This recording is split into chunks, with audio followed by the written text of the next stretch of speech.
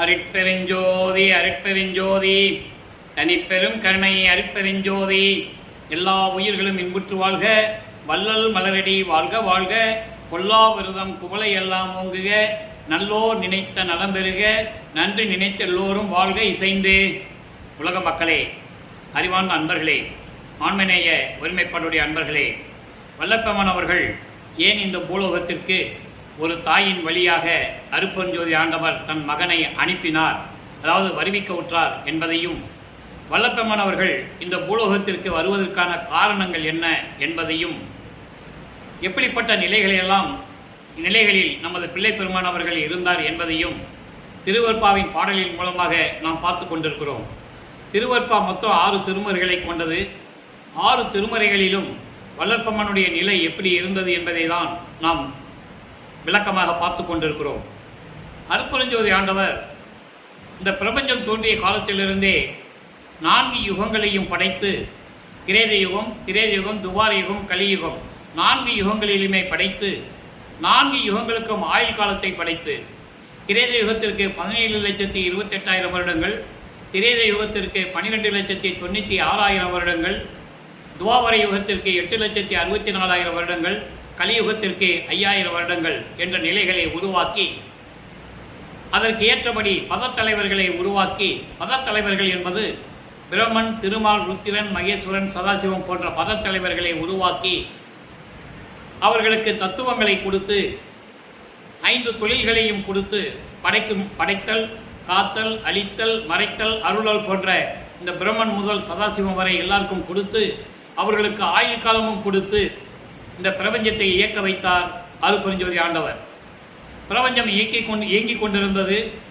ஒவ்வொரு காலகட்டம் வரும்போது அந்தந்த யுகத்தினுடைய ஆயுள் காலம் முடியும் போது அந்த யுகம் அழிந்துவிடும். அப்போ அந்த யுகத்தில் தோன்றிய மார்க்கங்களும் சமயங்களும் மதங்களும் அழிந்துவிடும். இந்த நிலை உருவாகி கொண்டிருக்கும் போது பிரம்மன், திருமால், ருத்திரன், மகேஸ்வரன் இந்த 4 பேர் உங்களுடைய ஆயுள் காலம் முடிந்தவுடனே 5 தொழில்களையும் சதாசிவம் செய்து கொண்டிருக்கிறார். அப்போ சதாசிவம் 5 தொழில்களையும் செய்து கொண்டிருந்த இறுதி கட்டத்தில் கலியுகம் முடிவடைய காலகட்டம் வந்துவிட்டது. கலியுகம் முடியும் போது 1900 ஆண்டுகளிலே கலியுகம் முடிகிறது. அதற்கு முன்னால் சதாசிவத்தினுடைய ஆட்சி காலம் 51 ஆண்டுகள் பாக்கி இருக்கும்போது இந்த பிரபஞ்சத்தை இயக்குவதற்கு ஒரு ஆள் வேணும். அதற்காக அவர் தன் அருளால் ஒரு ஆண்மகனை பெற்றெடுத்து செல்வப்பிள்ளை என்று பெயரிட்டு வளர்த்து கொண்டிருக்கிறார். அந்த செல்வப்பிள்ளையை, அவருடைய அந்த மகனை பூலோகத்திற்கு அனுப்ப வேண்டும். 51 ஆண்டுகள் தன்னுடைய மகன் இந்த பூலோகத்தில் மக்களோடு மக்களாக உலாவிக் கொண்டிருக்க வேண்டும். தன் மகனால் சில காரியங்களாம் நடக்க வேண்டும். அதாவது அருட்பெருஞ்சாண்டவர் உருவாக்கிய சுத்த சன்மார்க்கத்தை மக்களிடம் சொல்லி, மக்களையெல்லாம் சுத்த சன்மார்க்கத்தில் இணைத்து, உலக மக்களெல்லாம் மரணமில்லா பெருவாழ்வில் வாழ வேண்டும் என்பதற்காக தனது மகனை ஒரு தாயின் வழியாக இந்த பூலோகத்திற்கு வருவிக்க செய்தார். அப்படி நமது பிள்ளை பெருமான் அவர்கள் வருவிக்க உற்ற இடம் சிதம்பரம் அருகிலே இருக்கின்ற மருதூர் என்ற கிராமத்திலே வாழ்ந்து கொண்டிருந்த ராமையா பிள்ளை சின்னையம்மர்களுடைய இல்லற வாழ்க்கையில் இவர் மகனாக வருவிக்க உற்றார். ஏற்கனவே அவங்களுக்கு 4 பிறந்த குழந்தைகள் உண்டு. 2 ஆண் பிள்ளைகள், 2 பெண் பிள்ளைகள். இவர் இறைவனுடைய மகனாக ஒரு தாயின் கருவறையிலே இருந்து 9 மாதங்கள் 4 நாட்கள் சரியாக அந்த தாயின் கருவறையிலே இருந்து இந்த பூலோகத்திற்கு வருகிறார். அப்படி வரும்போது பிரம்மன், திருமால், ருத்திரன் போன்ற பதத்தலைவர்களும் வானவர்களும் ரிஷிகளும் முனிவர்களும் நமது பிள்ளை பெருமானவர்களை, அதாவது நமது குழந்தை இறைவனை, அருள்கடலே எங்களை வாழ வைக்கும் அருள்கடலே, வாழ வைக்கப் போகும் அருள்கடலே என்று சொல்லி நமது பிள்ளை பெருமானவர்களை வாழ்த்து வரவேற்கிறார்கள். அதன் பிறகு அந்த கருவறையிலே இருக்கும்போது இறைவனுடைய திருவிளையாடல் எப்படி நடந்தது என்பதை நாம் பார்த்தோம். இருந்தாலும் தினமும் கூற வேண்டியிருக்கிறது. காரணம், வல்லப்பெருமானவர்கள் வருவிக்க உற்று 203 ஆண்டுகளாகியும் கூட அவருடைய நிலையை உலக மக்களுக்கு யாரும் சொல்லவில்லை. அதனால் வல்லப்பெருமானை ஒரு துறவி என்றார்கள். இப்படிதான் சொன்னாங்க. அவர் ஒரு சாமியார், ஒரு துறவி, பாடலெல்லாம் பாடினார் அப்படின்னு தான் பொதுப்படையாக சொன்னாங்களே தவிர, அவர் அந்த தாயின் கருவறையில் இருக்கும்போது இறைவனுடைய திருவிளையாடல் எப்படியெல்லாம் நடந்தது என்பதை திருவருட்பாவிலே நமது பிள்ளை பெருமானவர்கள் நமக்கு அருளியதை யாருமே மக்களிடம் சொல்லவில்லை. அதனால் தினமும் இதை முன்னுரையாக சொல்ல வேண்டிய கடமை இந்த வள்ளலார் ஊழியனுக்கு இருக்கிறது.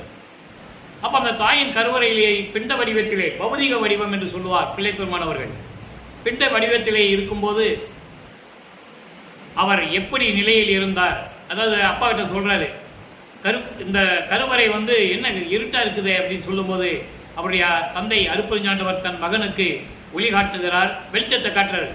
உடனே நமது குழந்தை இறைவன் சிரித்து மகிழ்கிறார். அதை பார்த்து அருட்பெருஞ்சாண்டவர் ஆனந்தம் அடைகிறார். அதன் பிறகு தனது மகன் பசி என்று கூறுகிறார். கருவறையிலே இருந்து கொண்டு தன் மகனுக்கு அருளமுதம் ஊட்டுகிறார். காற்றே வரவில்லையே என் தந்தையை என்று கூறும்போது அமுத காற்று வீசுகிறார், தென்றல் காற்று வீசுகிறார். மகன் மகிழ்வதை பார்த்து அருட்பெருஞ்சாண்டவர் மகிழ்வடைகிறார். இதெல்லாம் கருவறையிலே இறைவனுடைய திருவிளையாடல் நடக்குது. அதன் பிறகு 5 மாத குழந்தையாக இருக்கும்போது தில்லை ஜலத்திடையே திரை தூக்க தரிசித்த போது மெய்வகை மேல் காட்டாதே எந்தனக்கே வெளியாய் காட்டிய மெய்வுறவாம் மெய்ப்பொருளை என்று கூறுவார். இது எப்போ சொல்லுவார்? சுத்த சன்மார்க்கத்தை வாங்கின பிறகு 6ஆம் திருமுறையில் சொல்லுவார். இதை ஏன் சிதம்பரத்தில் நான் அந்த இறைவனுடைய என் தந்தையுடைய சுயரூபத்தை எப்படி பார்த்தேன்னு சொல்லுவார். ஆக இறைவன் தன் மகனுக்கு காட்சி கொடுத்து, மகனே என்னுடைய சுயரூபத்தை காட்டுகிறேன் பார் என்று சொல்லி சுயரூபத்தை காட்டுகிறார். அதன் பிறகு அவருக்கு பிறகு உலகியலில் பல வழக்கங்கள் அதாவது பின்னலூர் என்ற ஒரு கிராமத்தில் ராமலிங்கேஸ்வரர் கோயில் இருக்குது. அங்கே கொண்டு வந்து, அதான் குலதெய்வம் ராமையா பிள்ளைக்கு, அங்கே கொண்டு வந்து அவருக்கு மொட்டை போட்டு காது குத்தி கடுக்கானம் போட்டு எல்லாம் பண்ணிட்டாங்க. ராமலிங்கன்னு பேர் வச்சுட்டாங்க. அருட்பெருஞ்சாண்டவர் தன் மகனுக்கு வைத்த பெயர் செல்வப்பிள்ளை. உலகியலிலே அவருக்கு வைத்த பெயர் ராமலிங்கம். பின்னாளில் அவர் திரு அருட்பிரகாச வள்ளலார் என்று மக்களால் அழைக்கப்பட்டார். நல்லா நீங்கள் மனசில் வச்சுக்கணும். அப்போ இந்த நிலையில் இருக்கும்போது அப்போவே கடுக்கான் போட்டாங்க. அவர் சொல்கிறாரு, கடுக்கான் போட்டாங்க. அவங்க அப்பாட்ட சொல்கிறாரு, நீ அந்த அம்மா வயிற்றில் அந்த தாய் வயிற்றில் இருக்கும்போது எனக்கு காது குத்துல ஓட்ட போடல, ஒன்றும் போடல, கடுக்கான் போட்டாங்க, நான் கழட்ட மாட்டேன், நீ தான் கழட்டணும். அந்த நிகழ்வு தான் அருட்பெருஞ்சாண்டவர் திருடன் வேடத்தில் அந்த கடுக்கானை கழட்டியது என்பதை நாம் ஏற்கனவே விளக்கமாக கூறியிருக்கிறோம். கல்பட்டைய ஒருத்தருக்கு தான் தெரியும். வல்லப்பெருமானவர்கள் இறைவனுடைய மகனாக வந்தவர், அருட்பெருஞ்சாண்டவர் தான் கடுக்கான கலெக்டர்னு கல்பட்டையாவுக்கு தெரியும். அவர் வெளியே சொல்லக்கூடாது இல்லையா, தெய்வ ரகசியங்கள்லாம் சொல்லக்கூடாது. இது ஒரு விளக்கம் தனியாக நான் கொடுத்துருக்கிறேன், நீங்கள் நம்ம யூடியூப்பில் பார்த்துக்கலாம். அப்போ இந்த நிலையில் இருக்கும்போது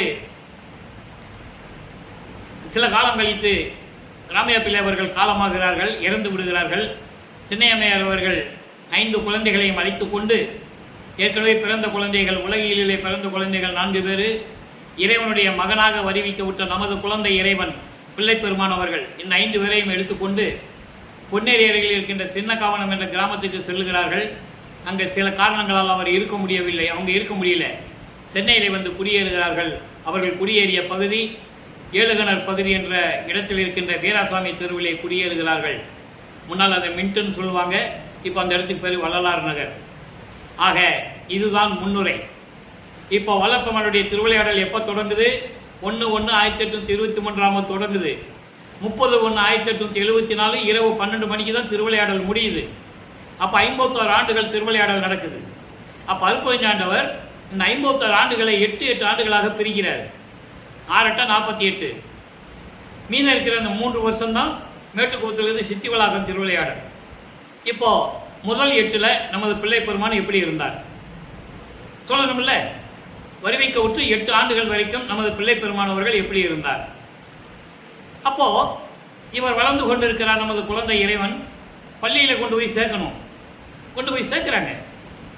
படிக்க முடியாத வந்துட்டார். காரணம் 1000 விளக்கங்கள் உலகில் சொல்லுவாங்க, அது நமக்கு வேண்டாம். பெருமான் என்ன சொன்னாரோ அதை மட்டும் தான் நம்ம சொல்ல முடியும்.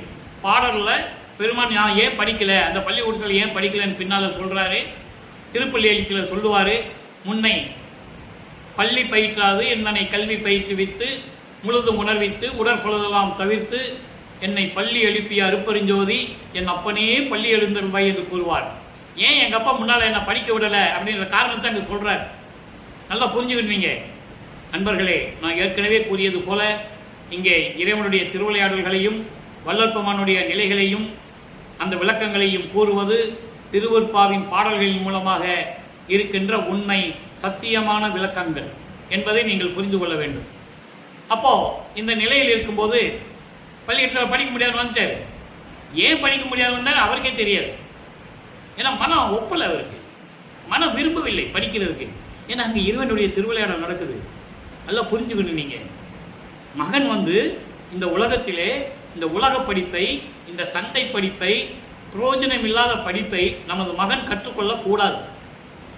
இது அருட்பெருஞ்சாண்டவருடைய திருவிளையாடல். இரண்டாவது, தனது மகன் இந்த பூலோகத்திலே இருக்கின்ற வரைக்கும் 51 ஆண்டுகள் வரைக்கும் யாரையும் குருவாக ஏற்றுக்கொள்ளக்கூடாது. இந்த நிலையில் இறைவனுடைய மகன் அவர். அப்போ அவர் யாரையும் குருவாக ஏற்றுக்கொள்ளக்கூடாது, யார்கிட்டையும் தீட்சையும் வாங்கக்கூடாது. இந்த நிலையில் இறைவனுடைய திருவிளையாடல் நடக்குதுன்றது அப்போ நமது குழந்தை இறைவன் பிள்ளை பெருமானுக்கு தெரியாது. ஆனால் மனசு மட்டும் ஒரு நிலையில இல்லை. நம்ம ஏன் பிறந்தோம், எதுக்காக நம்ம இப்படி இருக்கிறோம், ஏன் நம்ம மனசு இப்படி இருக்குங்கிறது தவிச்சிட்டு இருக்காரு.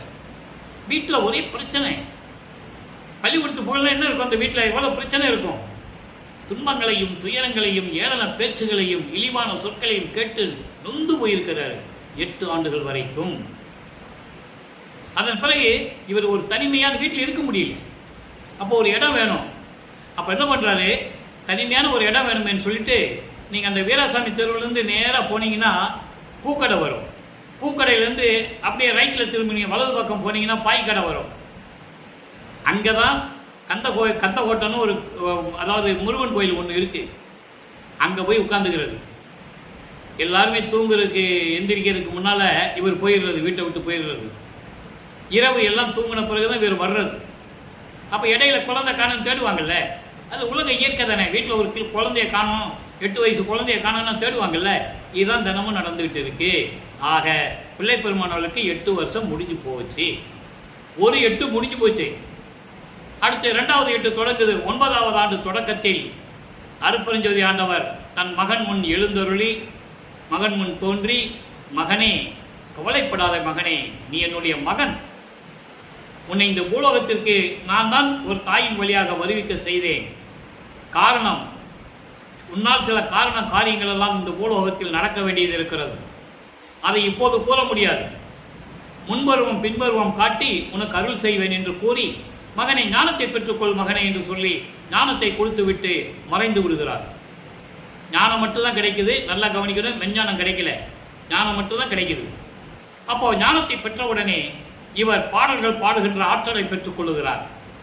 எங்கேயும் படிக்கல, இறைவன் தந்தை ஆற்றலை கொடுத்து விட்டார், அருளை கொடுத்து விட்டார். பாடல்கள் பாடுகின்ற பாடலை இவர் ஆற்றலை பெற்றுக்கொண்டார்.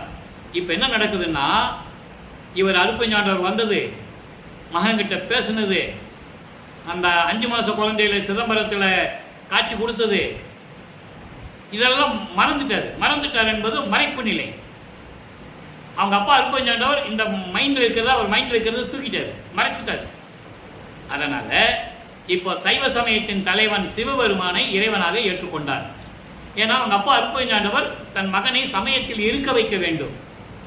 நமச்சிவாயா, சிவாய நம, ஓம் சிவாயா, சிவசிவா என்று மந்திரங்களை சொல்லி உடம்பெல்லாம் திருநீர் பூசிக்கிட்டு, அந்த சைவ சமயத்தின் அடையாளம் திருநீர், உத்திராட்சமணியை மாட்டிக்கிட்டு இவர் இந்த மாதிரி இருக்கணும், தன் பிள்ளை இருக்கணும். 33 வருஷம் தன் பிள்ளை இந்த மாதிரி இருக்கணுன்ற நிலை இறைவனுடைய திருவிளையாடல் என்பதை நான் இங்கே பதிவு செய்ய கடமைப்பட்டிருக்கிறேன். அவர் விருப்பப்பட்டு இல்லை, அவர் விருப்பப்பட்டு சிவபெருமான கும்பல்ல முருகனை பாடலை. நல்லா கவனிச்சுட்டே வரணும். அது பின்னாடி சொல்லுவார், தெரியாமல் பண்ணிட்டேன், எனக்கு தெரியாது, அறிவில்லாமல் பண்ணிட்டேன், அற்பறிவாக இருந்ததுன்னு சொல்லிடுவார். ஒரே வார்த்தையில் சொல்லிடுவார். அதை நீங்கள் புரிஞ்சுக்கணும். அவர் விருப்பப்பட்டு சிவபெருமானை கும்பல்ல. ஆனால் இப்போ இருக்கிற காலகட்டத்தில் அவர் கும்பிட்டு தான் ஆகணும், வேற வழி இல்லை. அது காலத்தின் கட்டாயம், இறைவனுடைய திருவிளையாடல். இப்போ 9வது ஆண்டிலிருந்து 12 ஆண்டுகளுக்குள் 1ஆம் திருமுறை உருவாகுது. 712 பாடல், மொத்தம் 8 பதியங்கள்.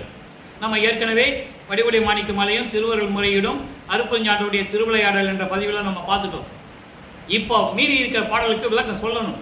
சொன்னால் தான் அவருடைய நிலை எப்படின்னு உலக மக்களுக்கு தெரியும் என்பதை நாம் பார்த்து கொண்டிருக்கிறோம். சிவனே சிவன்பா மொத்தம் 102 பாடல்கள், 100 ப்ளஸ் காப்பு பாடல்கள் எல்லாம் சேர்த்து 102. இன்னைக்கு 97வது பாடலை பார்க்க போகிறோம். 96 பாடலை நம்ம பார்த்தாச்சு. இப்போ சிவபெருமானை எப்படி சொல்கிறாரு நல்லா கவனிக்கணும். 9வது ஆண்டிலிருந்து 12 ஆண்டுகளுக்குள் இருக்கிறார். சிவபெருமானிடம் முறையீடு செய்கிறார். நல்லா கவனிக்கணும். இண்டை சடையோய் எனக்கு அருள எண்ணிதியேல் தொண்டை பெறும் என் துயரமெல்லாம் சண்டைக்கு இங்கு உஞ்சேன் என ஓடும் ஓட்டத்திற்கு என்னுடைய நெஞ்சே பிறகிடும் கான் நின்று. பாடல் உங்களுக்கு புரியாது. இறைவன் கொடுத்த இந்த அடியனுக்கு இறைவன் கொடுத்த விளக்கம் ரொம்ப எளிமையானது. எனக்கு தமிழ் இலக்கியம் தெரியாது. நான் ஏற்கனவே பல தடவை சொல்லியிருக்கேன். இறைவன் கொடுத்த விளக்கம் உங்களுக்கு நான் சொல்லிட்டு இருக்கேன். நல்ல கவனிங்க. இண்டை சடையோய். இண்டை என்பது கொன்றை மலருக்கு ஒரு பெயர் உண்டு. தூய தமிழ் பெயர், இலக்கண பெயர். கொன்றை மலருக்கு இண்டை அப்படின்னு ஒரு பேர் இருக்கு. ஆக சிவபெருமானுக்கு பிடித்த மலர் கொன்றை மலர். கொன்றை மலர்களை சடையில் பின்னிய சடையில் சூடிய சிவபெருமானே, இறைவனே, எனக்கு அருள எண்ணுதியே. நீ எனக்கு அருளை கொடுக்கணும்னு நினைக்கணும்னு வச்சுக்கோ. நினைக்கலன்னா நான் என்ன பண்ணுவேன்? துயரமெல்லாம் என் தொண்டையை வந்து கவுது, தொண்டையை வந்து பிடிக்குதே. நீ எனக்கு அருளை கொடுக்க நினைக்கலன்னா துயரங்களும் துன்பங்களும் என் தொண்டையை வந்து பிடிக்குது.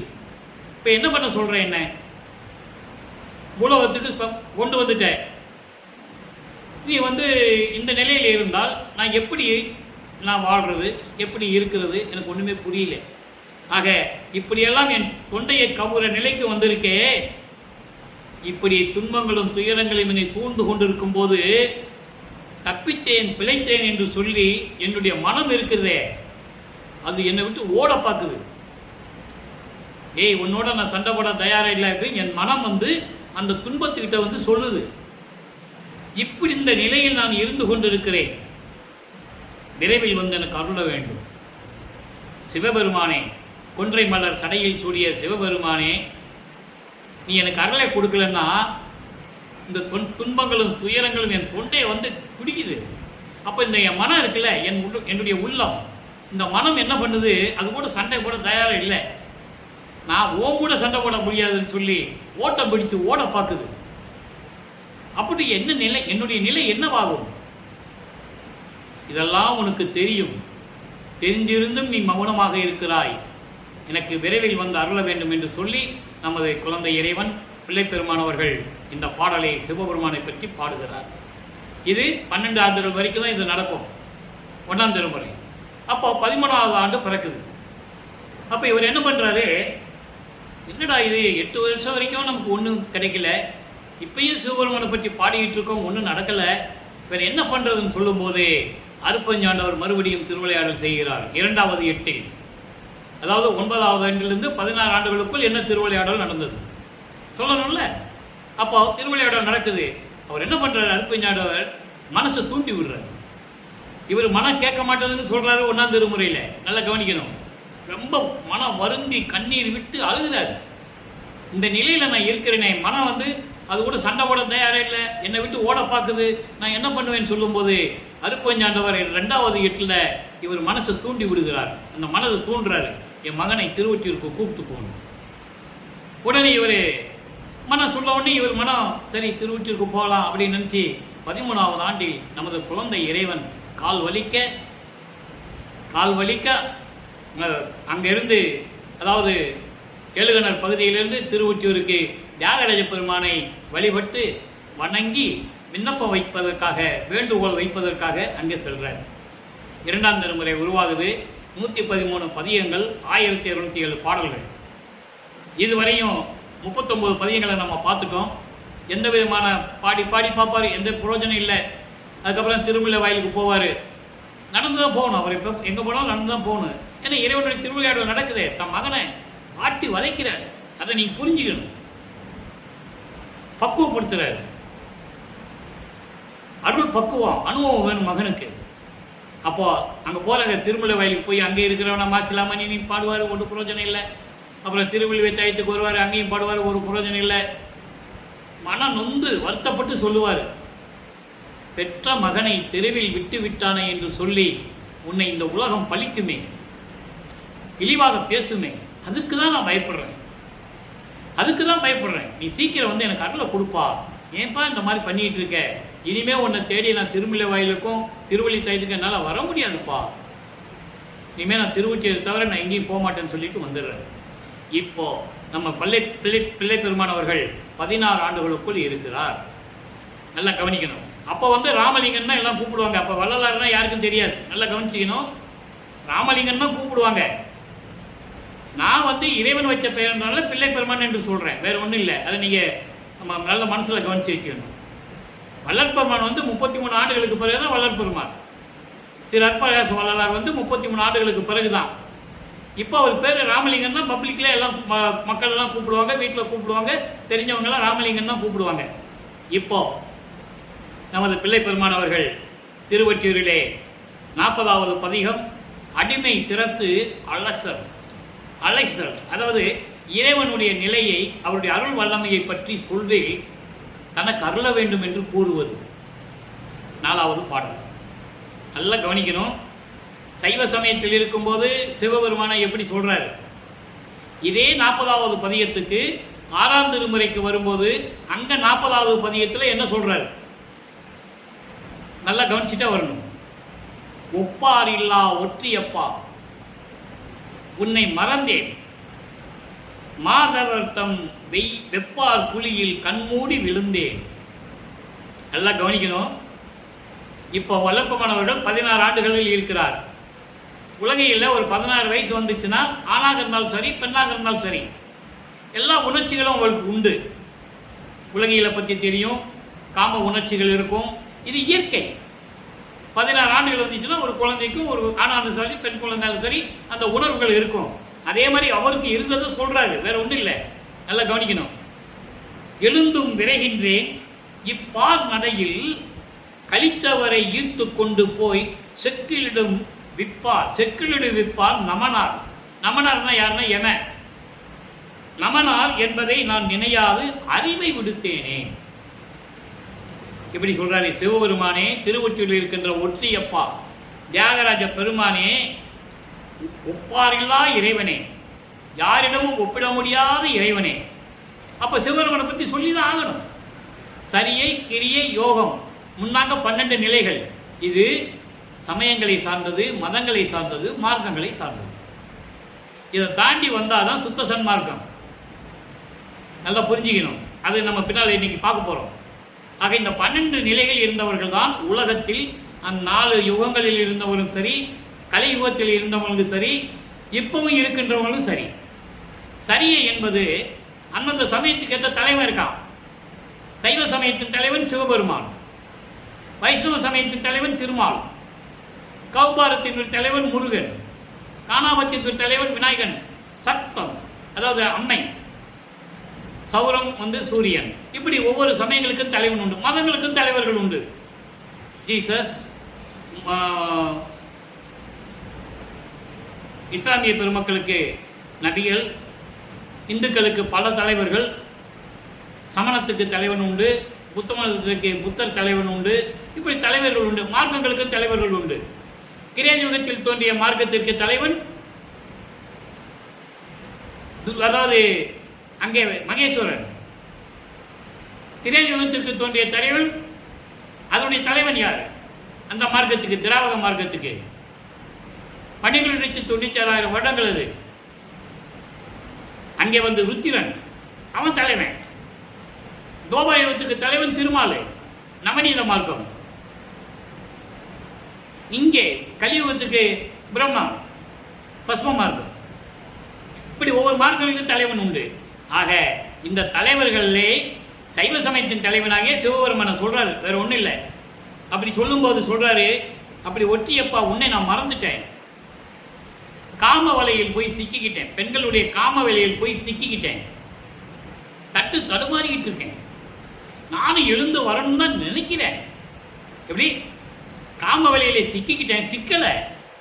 ஆனால் அந்த வயது அப்படி, அதை நல்லா புரிஞ்சுக்கணும்.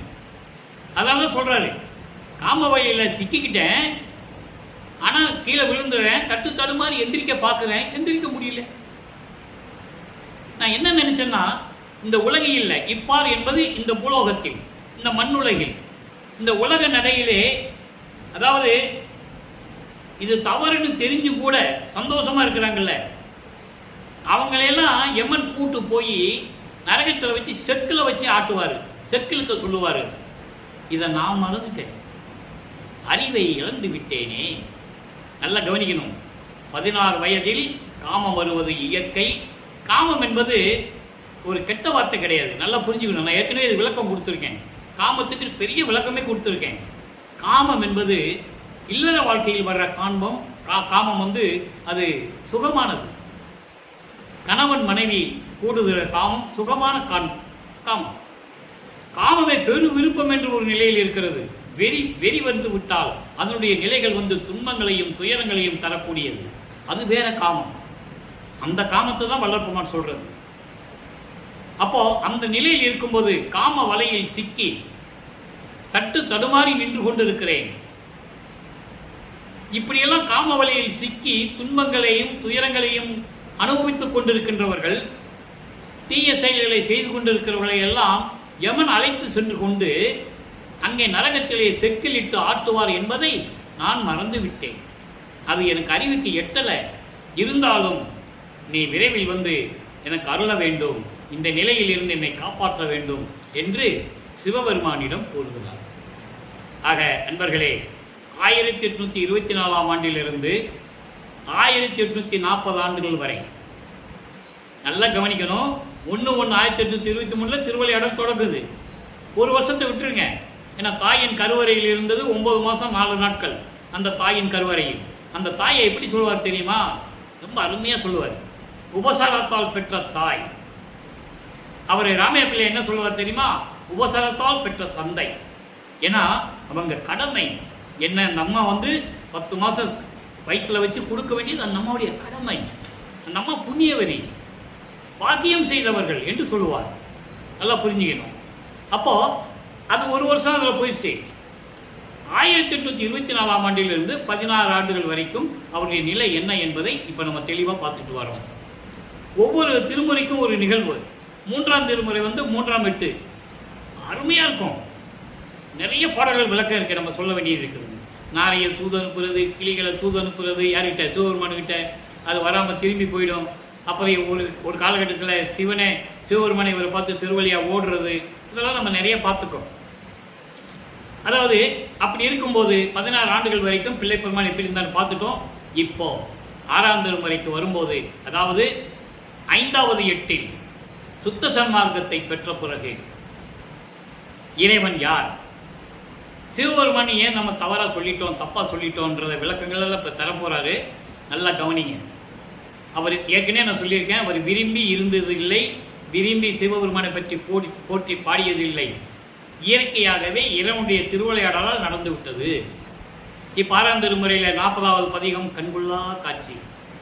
இறைவனை பார்த்ததை சொல்கிறார், கண்கொள்ளா காட்சி. அங்கே இருக்கிற வரைக்கும் ஒரு பலனும் இல்லை. சுத்த சன்மார்க்கத்தை பெற்ற பிறகு இறைவனை எப்படி பார்க்குறாரு, அந்த கண்கொள்ளா காட்சி எப்படி இருந்தது, ரொம்ப அருமையாக இருக்கும்.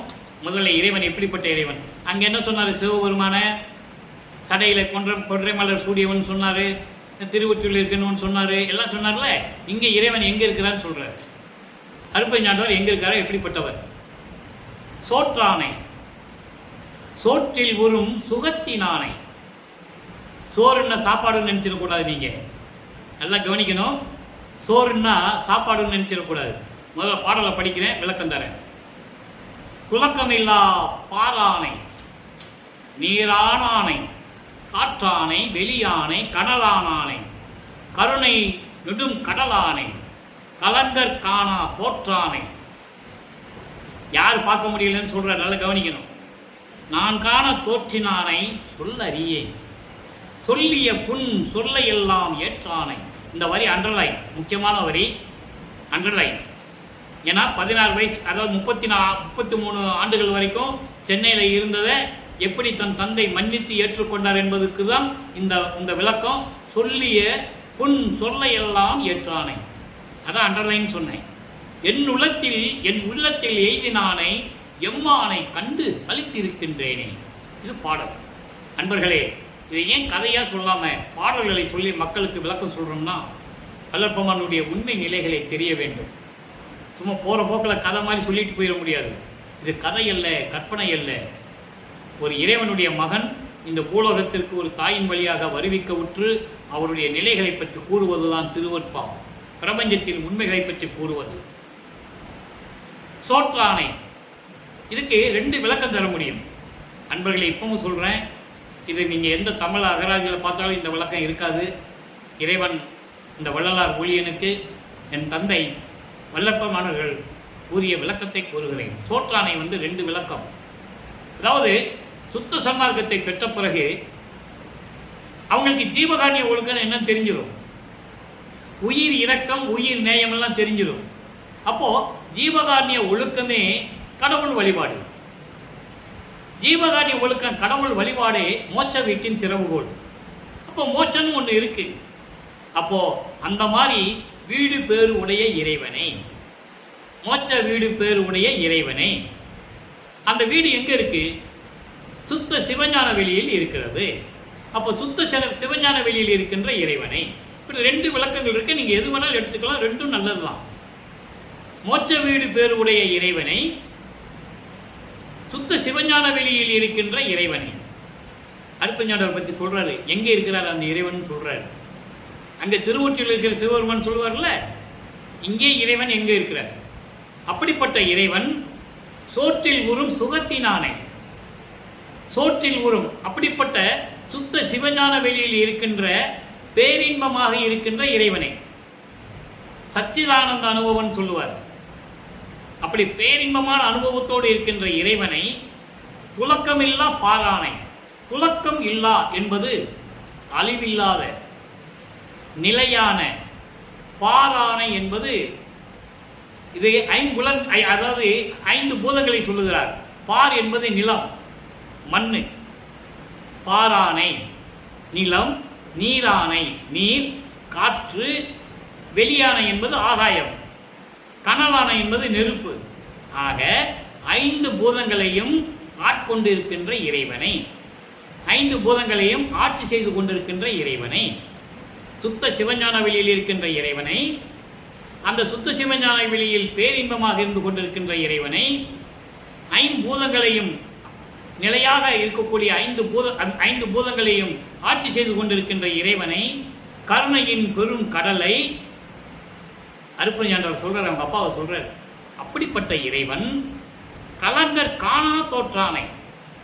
இங்கே கலங்கர் என்பது தீயவர்கள், கெட்டவர்கள், அதாவது தீய வழிகளில் சென்று கொண்டிருப்பவர்கள், துன்பம் தரக்கூடியவர்கள், இவங்கள கலங்கர் என்று சொல்றாரு. இங்கே கலங்கர் என்பது கொலையும் புலையும் தவிர்க்காதவர்கள், உயிர்களை கொல்லுவது, அந்த உயிர்களை கொண்டு அந்த பிடத்தை, அந்த உடம்பை துர்நாற்றம் எடுத்தவர்கள், நாற்றம் பிடிக்கிற உடம்பை தன் உடம்புக்கு உணவாக எடுத்துக் கொள்ளுவது, இவங்களை கலங்கர் என்று சொல்லுகிறார். ஏன்னா சுத்த சன்மார்க்கத்துக்கு வந்துட்டா இதெல்லாம் விட்டணும். அப்படி கொலையும் புலையும் விடாதவர்களை, சமயங்களையும் மதங்களையும் மார்க்கங்களையும் சார்ந்து கொண்டு தீய செயல்களை செய்து கொண்டிருக்கின்றவர்கள், இவர்களை தான் கலங்கர் சொல்றாரு. இவர்களுக்கு காணா தோற்றானை, இவர்கள்லாம் இறைவனை பார்க்க முடியாது. ஆறாம் திருமலை சொல்லுவாரு, கொல்லாமை விரதம் தன்னை கொண்டார் தன்னை தல்லானை, கொலையும் புலையும் தல்லாரை தள்ளுவானை. தெளிவா சொல்லுவார். இது மட்டுமா? இன்னொன்று சொல்லுவார்.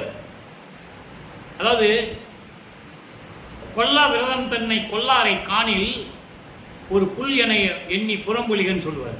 கொல்லா விரதம் தன்னை கொல்லாரை காணில், நான் எந்த உயிரையும் கொல்ல மாட்டேன் அப்படின்னு சபதம் எடுக்காம இருக்கிறான் பாருங்க, உறுதி இல்லாம, அவனை பார்த்தா அவன்லாம் ஒரு ஆளா, தூசிக்கு சமானம் அப்படின்னு சொல்லி பார்த்துட்டு போயிட்டே இருக்கின்ற. அதை தான் இங்கே சொல்றாரு, கலங்கர்ன்னு சொல்றாரு. அவங்கள கொலையும் புலையும் தள்ளாதவர்களையும், இந்த சமயங்களிலும் மதங்களிலும் மார்க்கங்களில் ஈடுபட்டு கொண்டு தீய செயல்களை செய்து கொண்டிருக்கின்றவர்களையும், காம வெறி பிடித்தவர்களையும் ஒட்டுமொத்தமாக சொல்றாரு கலங்கர். இவர்களுக்கு இறைவன் காட்சி கொடுக்க மாட்டான் சொல்லிட்டாரா? சொல்லிட்டு நான் காண தோன்றினானே, நான் பார்ப்பதற்காக என் முன் எழுந்தருளிய இறைவனை, என் அப்பனை அருட்பெருஞ்சோதி ஆண்டவரை சொல்ல அறியேன்.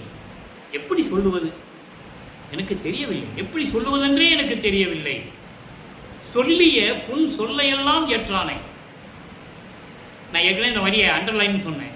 அதாவது நான் சமயங்களில் சைவ சமயத்தில் இருக்கும்போது, எனக்கு சுத்த சன்மார்க்க அறிவு இல்லாத இருக்கும்போது, நான் சிவபெருமானையும் மற்ற பதத்தலைவர்களையும் பற்றி நான் பாடிக்கொண்டிருக்கும் போது அதையெல்லாம் தவறு என்று எண்ணாமல், இதெல்லாம் கெட்டதாச்சே அப்படியெல்லாம் நான் தவறாமல் எடுத்துக்கொள்ளாமல் அதெல்லாம் மன்னித்து ஏற்றுக்கொண்ட என் தந்தையை சொல்லிய புன் சொல்லெல்லாம் ஏற்றானை ஏற்றுக்கொண்டு மன்னித்து கொண்டு பொறுத்து கொண்டு என்று சொல்லுவார். எல்லாவற்றையும் பொறுத்தாண்டாயேன்னு சொல்லுவார். நான் சமயங்களிலும் மதங்களிலும் இருக்கும்போது நான் பாடிய பாடல்களை எல்லாம் புன் பாடல்கள் என்று சொல்லுவார். இங்கே புன் சொல்லுன்னு சொல்றாரு, அங்கு புன் பாடல்கள். புன் பாடல் என்பது தேவையில்லாத பாடல்களை எல்லாம் நான் பாடியதை எல்லாம் மன்னித்து பொறுத்து ஏற்றுக்கொண்டு என்னை ஆண்டு கொண்டாயே என்று சொல்லுவார். அதான் இங்க சொல்றாரு, சொல்லிய புன் சொல்லையெல்லாம் ஏற்றானை. அப்படிப்பட்ட இறைவன் என் உள்ளத்தில் எய்தினானை. இறைவன் எங்க இருக்கிறாராம்? அவர் உள்ளத்துல வந்துட்டார். உலகியல்ல சொல்லுவாங்க, இது என்ன அதிசயம், எல்லா முனிவர்கள் தான் சொல்றாங்க உள்ளத்துல வந்துட்டான்னு. அவங்க சொல்லலாம், இறைவன் மகனாக ஏற்றுக்கொள்ள முடியுமா? முடியாது. பல சித்து வேலைகளை செஞ்சிருக்கலாம், உடம்பை மறைச்சு கூட போயிருக்கலாம், ஜீவ சமாதியாக இருக்கலாம், முத்தி நிலையை கூட அடைஞ்சிருக்கலாம். அது உண்மைதான், நம்ம இல்லைன்னு சொல்ல முடியாது. ஏன்னா சமயக்குறவர்களாகிய திருநாவுக்கரசர், திருஞான சம்பந்தர், சுந்தரன், மாணிக்கவாசகர், வாதபுரான், அவங்கெல்லாம் அவங்களுடைய நிலையை அடைஞ்சிருக்காங்க. நீரில் கலந்தது, நெருப்பில் கலந்தது, காற்றில் கலந்தது, பட்டினத்தால் மண்ணோடு கலந்தது, இதெல்லாம் இறைவன் கொடுத்த செயல் தானே.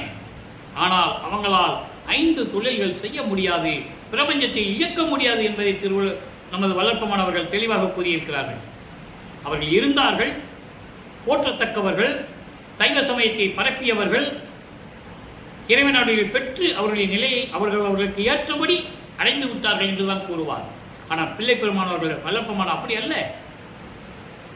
அவர் 5 தொழில்களையும் செய்து கொண்டிருக்கின்ற இறைவனுடைய மகன் இப்ப இறைவனாகவே அருட்பெருஞ்சோதி ஆண்டவராகவே இருந்து கொண்டிருக்கிறார்கள் என்பதை நீங்கள் புரிந்து கொள்ள வேண்டும். ஏனால் சுத்த சன்மார்க்கத்திற்குரிய நெறி ஒரே இறைவன் அருட்பெருஞ்சோதி ஆண்டவர். அவர் தீப வடிவில் ஒளி வடிவில் இருக்கிறார். இது சுத்த சன்மார்க்க நெறிகளில் முக்கியமான ஒரு நெறி. அப்போ இறைவனை 2ஆக இருக்க முடியாது. அதனால்தான் தன் மகனை, தன் சக்தியால் உருவாக்கப்பட்ட ஒரு மகனை 51 ஆண்டுகள் பூலோகத்திலே மக்களோடு மக்களாக உலாவ விட்டு சுத்த சன்மார்க்க நெறிகளை கற்றுக் கொடுத்து அதன் பிறகு தன் மகனோடு இறைவன் வந்து இணைந்து கொள்ளுகிறார். ஏன்னா ஒரே கடவுளாக தான் இருக்க முடியும். அப்போ 2 பேரும் ஒன்றுதான் என்ற நிலையை இங்கே சொல்லுகிறார். என் உள்ளத்தில் எய்தினானை, என் உள்ளத்தில் கலந்து கொண்ட என் தந்தையை எம்மானை கண்டு கழித்திருக்கின்றேனே என்று கூறுகிறார். இந்த அருட்பெருஞ்சோதி அகவல்ல நீங்க எடுத்து பார்த்தீங்கன்னா இந்த 5 பூதங்களுடைய விளக்கங்களை கிட்டத்தட்ட ஒரு 200 வரிகள் 200 வரிகளில் சொல்லியிருப்பார். அதை ரொம்ப விளக்கமாக சொல்ல முடியாது. ஏன்னா நான் ஏற்கனவே அகவல் விளக்கத்தில் சொல்லியிருக்கேன், நமக்கு நேரம் பத்தலை. 50 நிலைகளே நீங்கள் அருட்பெருஞ்சோதி அகவலுடைய விளக்கங்களை நீங்கள் பார்க்கலாம். தீயிடை, காற்றினிடை, விண்ணிடை எல்லாம் சொல்லுவார். அந்த விளக்கங்கள்லாம் தெளிவாக இருக்குது. எனவே அன்பர்களே, வல்லற்பமான் யார் என்ற நிலை இப்போ உங்களுக்கு புரிஞ்சிருக்கும். எதற்காக பூலோகத்திற்கு வந்தார், ஒரு தாயின் வழியாக ஏன் வந்தார், அப்படி வந்தாதான் மக்களோட மக்களாக இருக்க முடியும். ஒரு கடலுக்கு அடியில் இருந்தோ ஒரு மரத்துக்கு அடியில் இருந்தோ அப்படி திடீர்னு வந்தால் மக்கள் அவரை சுற்றியே இருப்பாங்களே தவிர விளக்கங்களை சொல்ல முடியாது. அப்போ சைவ சமயத்தை ஏற்றுக்கொண்டு சைவ சமயத்தை இனிமேல் தேவையில்லை, சுத்த சன்மார்க்க காலத்துக்கு சேவையில்லை, எந்த மதங்களும் எந்த சமயங்களும் எந்த மார்க்கங்களும் தேவையில்லைன்னு மக்கள்கிட்ட சொல்லணும். அப்போ மக்களோட மக்களாக இருக்கணும். இந்த நிலைதான் இறைவனுடைய திருவிளையாடல் நடந்து கொண்டிருக்கிறது. எனவே அன்பர்களே, நீங்கள்லாம் சுத்த சன்மார்க்கத்தில் இறைவனுடைய மார்க்கம் சுத்த சன்மார்க்கம். மற்ற மார்க்கங்கள், சமயங்கள், மதங்கள் எல்லாம் அந்தந்த யுகங்களில் அழிந்து விட்டாலும் கூட அதெல்லாம் அந்தந்த தலைவர்களால் உருவாக்கப்பட்டது, மனிதர்களால் உருவாக்கப்பட்டது.